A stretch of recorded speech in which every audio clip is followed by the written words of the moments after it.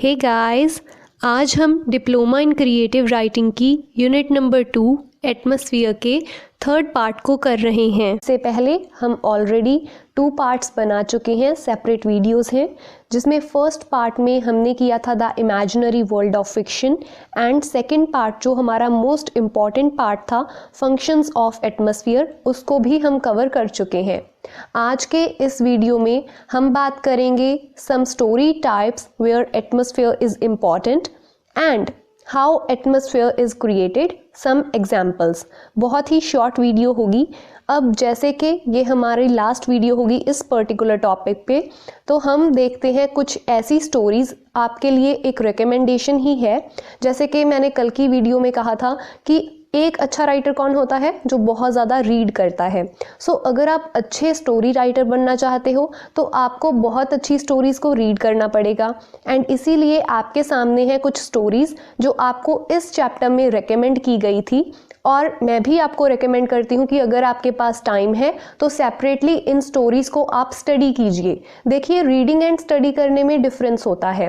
Reading आप अपनी entertainment के लिए करते हो, स्टडी में आप इनको डीपली एनालाइज करते हो। आपको देखना है कि इन स्टोरीज में एटमॉस्फेयर को कैसे सेट किया गया था। जैसे कि मुल्क राज आनंद जी की स्टोरी बर्थ में एटमॉस्फेयर ऐसा क्रिएट किया गया है कि बहुत ही कम शब्दों में जो सड़क पर रहने वाले मजदूर हैं उनके हालात हमें पता चल जाते हैं। रीडर को रीड करके वो बिल्कुल एक तरीके से उस एटमॉस्फेयर का हो जाता है, वहां पर खो सा जाता है। सो बर्थ स्टोरी आपको रीड करनी चाहिए, आपको रिकमेंड की गई है। ब्रियन विल्सन एल्डिस की story the moment of eclipse आपको रीड करने के लिए कहा गया है। खुशवंत सिंह की गोस्ट स्टोरी है the ma'am Sahib of Mandla, इसको भी आप रीड कर सकते हो अगर आप गोस्ट स्टोरीज लिखने का शौक रखते हो। अगर आपका मन है कि आप गोस्ट स्टोरी के राइटर बनो तो आप ऐसी स्टोरीज रीड कीजिए, यहाँ से आपको एटमॉस्फेयर कैसे क्रिएट करना है उसकी समझ आएगी। लॉरेंस ड्यूरेल की एक नॉवल है बाल्थाजार, बहुत ही फेमस है, इसकी स्टोरी है एक्चुअल में, तो आप इसको भी आप रीड कर सकते हो। जॉर्ज लुइस बॉर्गेस की द इमॉर्टल आपको रीड करने के लिए कहा गया है। अब चलिए आज के टॉपिक की शुरुआत करते हैं। Some story types where atmosphere is important. देखिए, 3 तरीके की स्टोरीज में एटमॉस्फेयर बहुत ज़्यादा इम्पॉर्टेंट होता है। The period novel, the ghost story, the abstract और the dream like story. Period novel में क्या होता है, एक एग्जाम्पल के साथ समझते हैं। वैसे तो आपको नेम से ही पता चल गया होगा, पीरियड। पीरियड मतलब एक टाइम फ्रेम। वो नॉवल जो एक पर्टिकुलर टाइम फ्रेम में लिखा गया है उसे हम पीरियड नॉवल कहते हैं। बट इसमें भी जब 18th सेंचुरी का टाइम चल रहा था, उस टाइम जो गोस्ट स्टोरी लिखी जाती थी या फिर जो फिक्शन लिखी जाती थी, वो ऐसी जगह पर लिखी जाती थी जो बहुत ही एग्जॉटिक हो। मतलब एग्जॉटिक होता है कोई अनयूजुअल स्पेस जिसके बारे में नॉर्मल लोगों को ना पता हो। The novel known as gothic novel, इन नॉवल को बोलते थे गॉथिक नॉवल।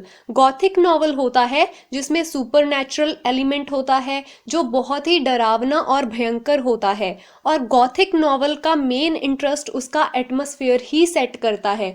जिस तरीके का जितना भयंकर उसका एटमॉस्फेयर होगा, उतना ही अच्छा गॉथिक नॉवल निकल कर आएगा।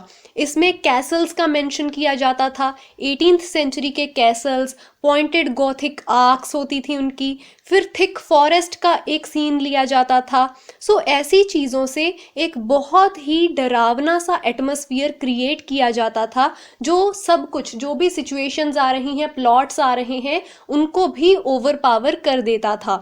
सो पीरियड नॉवल में एटमॉस्फेयर का रोल बहुत ही इम्पॉर्टेंट हो जाता है। सेकंड आ जाती है एग्जाम्पल रेनेसांस पीरियड की। रेनेसांस पीरियड यूरोप में 14th सेंचुरी से शुरू हुआ था। इसमें क्या था, जो एंग्लो स्पेनिश राइवलरी चल रही थी, क्योंकि उस टाइम पे डिस्कवरी हो रही थी, सीज के थ्रू एक कंट्री से दूसरी कंट्री जाने लग पड़ा था। इसी वजह से न्यू कंट्रीज डिस्कवर हो रही थी। जो मैन की सुप्रीमेसी है, लोगों को ये समझ आ गया था कि मैन है जो, वो बाकी एनिमल्स से सुपीरियर है। सो ऐसी चीज़ों को मेंशन किया जाने लगा नॉवेल्स में। इसीलिए पीरियड नॉवल जब आप लिख रहे हो तब उसका एटमॉस्फेयर सेट करना बहुत ही ज़रूरी है। अगर आप आज 21st सेंचुरी के राइटर हो तो अगर आपने 14th और 15th सेंचुरी का नॉवल लिखना है, उसको नॉवल को सक्सेसफुल बनाने का एक ही बड़ा एलिमेंट होता है और वो होता है उसका एटमॉस्फेयर। ऐसा ज़बरदस्त एटमॉस्फेयर क्रिएट करो अपने वर्ड्स के साथ कि आपका नॉवल जो है वो एक सक्सेसफुल नॉवल बन जाए। सेकंड आता है द गोस्ट स्टोरी। देखिए, इंडिया में बहुत सारे राइटर्स ने गोस्ट स्टोरी लिखने के अटेम्प्ट नहीं किए हैं। हमारे पास सिर्फ खुशवंत सिंह हैं, एक बहुत ही अच्छे राइटर जिन्होंने गोस्ट स्टोरीज लिखी थी। इनकी एक गोस्ट स्टोरी, जैसे कि पहले ही मैंने आपको कहा है, मेम साहिब ऑफ मंडला को आपने रीड भी करना है। उसमें क्या है कि एक डेसन नाम का व्यक्ति है जिसकी फैमिली एक फॉरेस्ट के रेस्ट हाउस में रहने के लिए जाती है, और जो रेस्ट हाउस है वो फॉरेस्ट का, वहाँ पे एक जीन मेम साहब नाम की जो औरत थी वो रहा करती थी। वो उसका जो कह लीजिए रेस्ट हाउस था। अब उसमें कैसे खुशवंत सिंह ने वो एटमॉस्फेयर क्रिएट किया है, ये आप उस स्टोरी को रीड करके ही सीखोगे। इसकी शॉर्टकट में एक समरी दी गई है कि एक रात को जो मिसेस डेसन होती हैं वो फुटप्रिंट्स देखती हैं गोस्ट के, जीन मेम साहब के, जो कि अपनी ग्रेव की तरफ जा रहे होते हैं। सो गोस्ट स्टोरी में भी जैसे बहुत ही स्ट्रॉन्ग विंड्स का चलना, फिर एक लोनली हाउस का होना, किसी जंगल में सेटिंग की होना, ऐसा एटमॉस्फेयर आपने क्रिएट करना है कि आपकी स्टोरी बिल्कुल ही ऑथेंटिक लगे। थर्ड आ जाती है एब्स्ट्रैक्ट और द ड्रीम लाइक स्टोरी। इसमें हमारे इंडिया में बहुत सारे जो राइटर हैं उन्होंने इस पे नहीं लिखा है, तो master of modern fiction Jorge Luis Borges की हमें एक एग्जाम्पल दी गई है। उनकी एक आपने स्टोरी रीड करनी है, द इमॉर्टल। इस स्टोरी में क्या है, बेसिकली एटमॉस्फेयर एक ऐसी जगह पर सेट किया गया है जो कि एक रेगिस्तान है।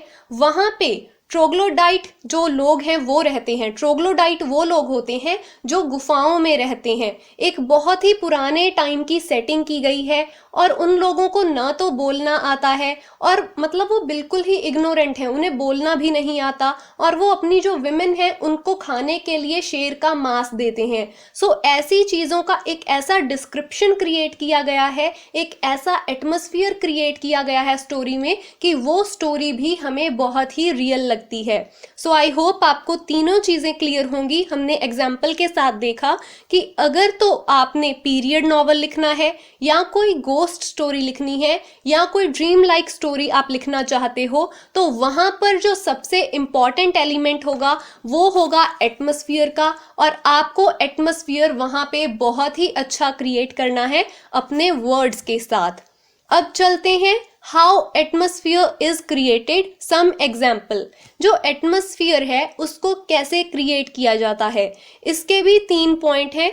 या तो आप डिटेल्ड डिस्क्रिप्शन दीजिए, बहुत ही डिटेल में आप डिस्क्रिप्शन दीजिए। इसमें अगर जब आप बाल्थाजार को रीड करोगे, जो समर, ऑटम, विंटर का जिस तरीके से डिटेल दी जाती है उसे हम कहते हैं एटमॉस्फेयर। जैसे राइटर लिख सकता था विंटर, नॉर्मली विंटर लिख सकता था, बट उसने वर्ड्स यूज किए freezing snow, cool sand, clear sky panels, glittering with mica. ऐसे वर्ड्स को यूज करके उसने ज्यादा एटमॉस्फेयर क्रिएट किया है। उसके बाद इकोनॉमिकल टचेस, जैसे कि हम मुल्कराज आनंद की स्टोरी बर्थ के बारे में पहले भी बात कर चुके हैं। इसमें राइटर ने कम वर्ड्स यूज किए, कुछ ऐसे सिंबल्स, कुछ ऐसी इमेजेस यूज की जिससे जो रीडर है वो आसानी से समझ जाएगा कि एक्चुअल में सिचुएशन क्या है। इकोनॉमिकल टचेस देकर भी आप अगर शॉर्ट स्टोरी लिख रहे हो तो उसका एटमॉस्फेयर जो है वो क्रिएट कर सकते हो। थर्ड आ जाती है हमारे पास पाइलिंग अप डिटेल्स। अगर आप छोटी छोटी डिटेल को पाइल अप करते जाएं, उससे भी आप एक बहुत अच्छा एटमॉस्फेयर क्रिएट कर सकते हो। इसमें हमें अनीता देसाई की एक स्टोरी दी गई है, स्कॉलर ऑफ जिप्सी। जिप्सी होते हैं वो लोग जिनका कोई घर नहीं होता और वो इधर उधर भटकते रहते हैं। स्टोरी में एक अमेरिकन सोशियोलॉजिस्ट है जिसका नाम डेविड है, एंड उसकी वाइफ है जिसका नाम पैट है, और ये दोनों अब इंडिया में आ गए हैं, और डेविड की वजह से उसकी वाइफ इंडिया में है और उसे इंडिया का जो वेदर है, हीट है, उसको बर्दाश्त करना पड़ रहा है। पहली ही लाइन आती है, the glazed eyes and drooping head tell us in the first two sentence how she feels. The glazed eyes क्या होती हैं? जो उसकी नजरें हैं पैट की, उनमें कोई एक्सप्रेशन नहीं है और उसका जो सर है वो भी झुका हुआ है। Bombay takes over from here, coconut shells हैं, बीटल स्टेन्ड वॉल है, मतलब पान लगा हुआ है दीवारों पे, fish scale and leopard stumps. She finds the people so large and vital, जो इंडिया के लोग हैं वो एक तरीके से विशाल हैं, फोर्सफुल हैं, और उनके ब्रिलियंट क्लोथ्स हैं, उनकी मेटालिक वॉइसेस हैं। इसी वजह से जो डेविड की वाइफ पैट है वो क्रश्ड फील कर रही हैं रेदर देन रिवाइव्ड। सो ऐसी चीज़ों से अगर आप डिटेल्स को पाइल अप करते जाओगे अपनी स्टोरी में, तो भी आप एटमॉस्फेयर क्रिएट कर सकते हो। I hope it is clear to you.